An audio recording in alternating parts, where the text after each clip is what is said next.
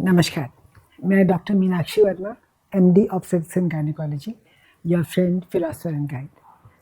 आज एक बहुत इंटरेस्टिंग टॉपिक के साथ आई हूँ मैं, और वो है कि सरोगेसी क्या होती है और कौन सी महिलाएं सरोगेट मदर बन सकती हैं।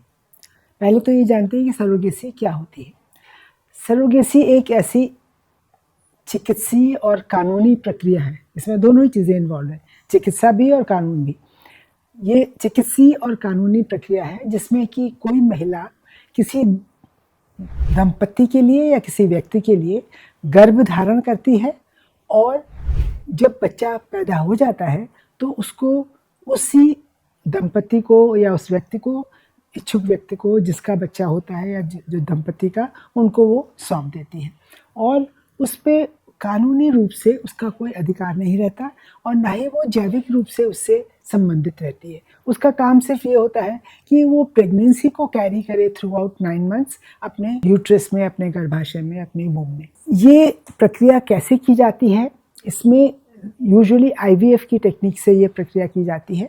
इसमें जो दंपति इच्छुक हैं सरोगेसी के, जो अपने जिनका नेचुरल तरीके से नहीं हो पा रहा है, उनका शुक्राणु और उनका अंडाणु उसको आपस में मिलाते हैं लेबोरेटरी में, उसका एम्ब्रियो बनता है, और वो एम्ब्रियो को फिर जो सरोगेट मदर है उसके गर्भाशय में स्थापित कर देते हैं।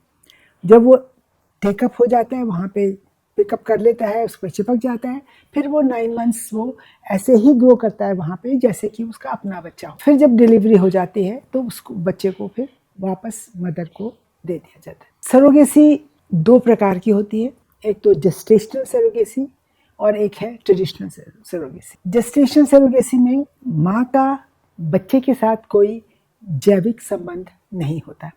मतलब ये है कि शुक्राणु और अंडाणु दोनों ही जो दंपति के हैं, और जैविक रूप से जेनेटिकली वो बच्चा उस दंपति का ही है, उस माँ का नहीं है। कौन सी महिलाएं सरोगेट मदर बन सकती हैं?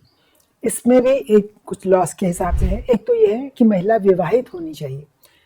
नंबर 2, उसका अपना एक बच्चा, स्वस्थ बच्चा पहले से होना चाहिए। तीसरी बात यह है कि उसकी जो आयु है वो 25 से 35 वर्ष के बीच में ही होनी चाहिए। इसके अलावा उसको किसी भी तरह की कोई बीमारी जो कि प्रेगनेंसी में नुकसान पहुंचाए उसको, या उसके लिए ख़तरा पैदा करे, या प्रेगनेंसी में किसी तरह का जोखिम पैदा करे, इस तरह की कोई बीमारी उसको नहीं होनी चाहिए। शारीरिक और मानसिक रूप से वो पूरी तरह से स्वस्थ होनी चाहिए। अपने यहाँ जो लॉज हैं वो सिर्फ ये अलाउ करते हैं कि सरोगेट मदर सिर्फ एक ही बार बन सकती है, बार बार मदर आप ऐसा नहीं कर सकते। तो ये ज़रूरी चीज़ें हैं जो कि एक सरोगेट मदर के लिए बहुत इम्पॉर्टेंट है, और उसको सर्टिफिकेट उसके पास होना चाहिए कि वो साइकोलॉजिकली, फिज़िकली, मेंटली बिल्कुल स्वस्थ है, और किसी तरह की उसको बीमार ना, उसको किसी तरह की नशे की आदत है। तो ये जब सर्टिफिकेट्स मेडिकल मिलते हैं तभी वो सरोगेसी के लिए जा सकती हैं। हमारे कानून के में कमर्शियल सरोगेसी की कोई जगह नहीं है। कमर्शियल सरोगेसी का मतलब ये होता है कि आपने महिला को पैसे दिए, 10 लाख, 20 लाख, 30 लाख, जो पैसे वाला आदमी था उसने पैसे दिए और उससे फिर सरोगेसी करवा के बच्चा ले लिया। सो ये सब, क्योंकि लॉज काफ़ी स्ट्रिक्ट हैं, इसलिए ये जो डॉक्टर्स हैं, जो सरोगेट क्लिनिक्स हैं, वहीं पे हो सकता है। जो एक्चुअली रजिस्टर्ड क्लिनिक्स हैं, सिर्फ वहीं पे ये सरोगेसी का काम हो सकता है। ऐसा नहीं कि आप कहीं भी करवा सकें इसको, और इन सब का रिकॉर्ड रखा जाता है। वो सब रिकॉर्ड जो है आपको गवर्नमेंट को प्रोवाइड करने पड़ते हैं। इस वजह से कोई भी गलत काम जो है उसकी कोई संभावना नहीं है। अगर हर तरह से पूरी ट्रांसपेरेंसी रखी जाए तो ये बच्चे जो सरोगेट मदर है उसके और उस दंपति के, तीनों के लिए, के मानसिक स्वास्थ्य के लिए ये ठीक है, और आगे चल के किसी तरह की कोई कानूनी कॉम्प्लिकेशंस या जो डिफ़िकल्टीज़ है वो नहीं आती। आज के लिए इतना ही।